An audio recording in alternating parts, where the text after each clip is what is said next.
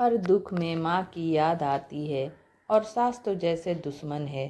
ललिता जी गर्म पानी में सौंठ मिलाकर ग्लास में उडेलते हुए बड़बड़ा रही थी।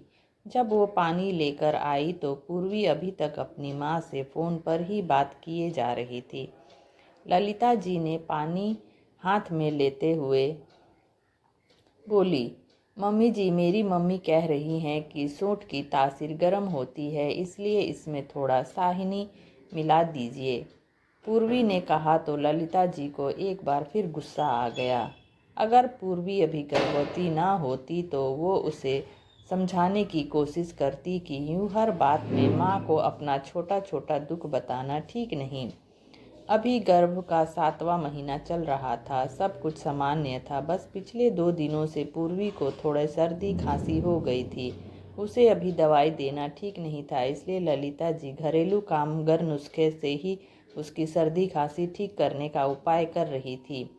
अभी पूर्वी की बात को सुनकर वो बिल्कुल उदास हो गई कि मैं तो इतना ध्यान रखती हूँ, फिर भी पूर्वी हर बात पर अपनी मम्मी को ही क्यों पूछती रहती है। उन्होंने सोचा इस बारे में वह एक बार पूर्वी की मम्मी से ज़रूर बात करेंगी कि उनका यूं बार बार पूर्वी को फ़ोन करना, नसीहत देना और पूर्वी का सिर्फ अपनी माँ की बात मानना, ऐसी बातों से उन्हें अपना अस्तित्व बड़ा गौण सा प्रतीत होता है, जबकि वह अपनी तरफ से पूर्वी की देखभाल में कोई कमी नहीं रखी है। पर उन्होंने सामने से पूर्वी को कुछ नहीं कहा। वो गर्भावस्था में उसे कुछ भी ऐसा नहीं बोलना चाहती थी जो उसे अप्रिय लगे। वैसे भी ललिता जी बहुत ही मितभाषी और सौम्य व्यक्तित्व वाली महिला थी। सोचा सही समय आने पर इस बारे में पूर्वी से बात करेंगी। ये सोचकर वह शाम की चाय बनाने चल दी।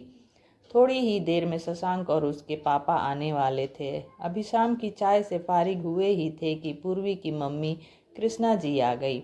वह बेटी के लिए बहुत सारा खाने पीने का सामान लेकर आई थी। उन्होंने आते ही पूर्वी से भी पहले ललिता जी को गले लगाकर धन्यवाद दिया कि वह पूर्वी का इतना अच्छे से ख्याल रख रही हैं, जितना वो खुद नहीं रख पाती। इससे ललिता जी के मन की मलिनता कुछ कम तो हुई, पर साथ ही मन में एक सोच उभरी कि अगर ऐसा है तो ये खुद क्यों अपनी बेटी पूर्वी के साथ जब तब फोन पर लगी रहती है।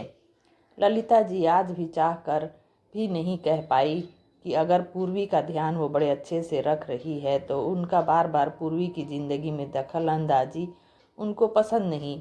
ऐसे में तो पूर्वी कभी भी इस घर को पूरी तरह अपना नहीं पाएगी, और अगर उनको पूर्वी के ससुराल वालों पर भरोसा नहीं तो क्यों नहीं उसे डिलीवरी तक अपने पास ही रख लेती। ललिता जी की एक आदत थी, जब उनको कोई तकलीफ होती और वो किसी को बता नहीं पाती तो उनके आंखों से आंसू बहने लगते। आज भी यही हुआ। दोनों माँ बेटी जब आपस में बतियाते हुए उनकी उपस्थिति को भी भूल गई तो ललिता जी की आंखों में आंसू आ गए, जिन्हें छुपाने के लिए वो रसोई की तरफ मुड़ गई।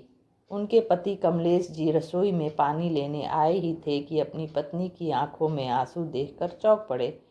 पूछा तो अपने आंसू पोंछकर वो चुपके से अपने पति के कान में फुसफुसा कर बोली, ये जो पूर्वी अपनी हर समस्या, हर दुख में अपनी माँ को याद करने लगती है, इससे उन्हें भी पूर्वी को समझाने में बड़ी प्रॉब्लम हो रही है। क्या हम इसका अच्छे से ख्याल नहीं रखते हैं? जो बात बात पर कभी इसकी मम्मी का फ़ोन आ जाता है या कभी खुद ही आ टपकती है। कमलेश जी मुस्कुराते हुए बोले, माँ है वो माँ, और सास में कुछ अंतर तो होता है, तुम भी समझा करो। यूं अगर कृष्णा जी ने तुम्हें रोते हुए देख लिया तो क्या सोचेंगी? इस बारे में बाद में बात करेंगे, अब वही बस रोना वोना छोड़कर उनके साथ बैठो, वरना समधन को बुरा लगेगा। कमलेश जी का कहना सही था, अतः वह खुद को भरसक सामान्य बनाते हुए चाय बनाने लगी। वो याद करने लगी कितनी खुश थी जब उनके लाडले बेटे शशांक की शादी थी। पूर्वी कैसी गुड़िया जैसी लग रही थी। 2 साल पहले जब लखनऊ के कॉलेज प्रोफेसर द्विवेदी जी की बेटी का रिश्ता जब उनके बेटे शशांक के लिए आया था तो उन्हें कुछ नज़दीकी रिश्तेदारों ने समझाया था कि एक ही शहर में मायका ससुराल दोनों होने से अक्सर परेशानी हो जाती है। लड़कियां ससुराल को ठीक से अपना नहीं पाती। पर तब उन्हें पूर्वी बहुत भोली भाली मासूम सी लगी थी। इसके अलावा शशांक को भी पूर्वी बहुत पसंद आई थी। उसका परिवार एक प्रतिष्ठित परिवार था, इसलिए बाकी चीज़ें ठीक ठाक लगी। पूर्वी की माँ कृष्णा जी समझदार थी और पहले ही उनके घर में एक बहू थी जिसके साथ कृष्णा जी बहुत अच्छे से सामंजस्य बिठाकर चल रही थी। उन्हें पता था चाहे सास कितना भी प्यार करे, दुख और परेशानी में एक बेटी यह जरूर चाहती है कि उसकी माँ का हाथ उसके सर पर रहे।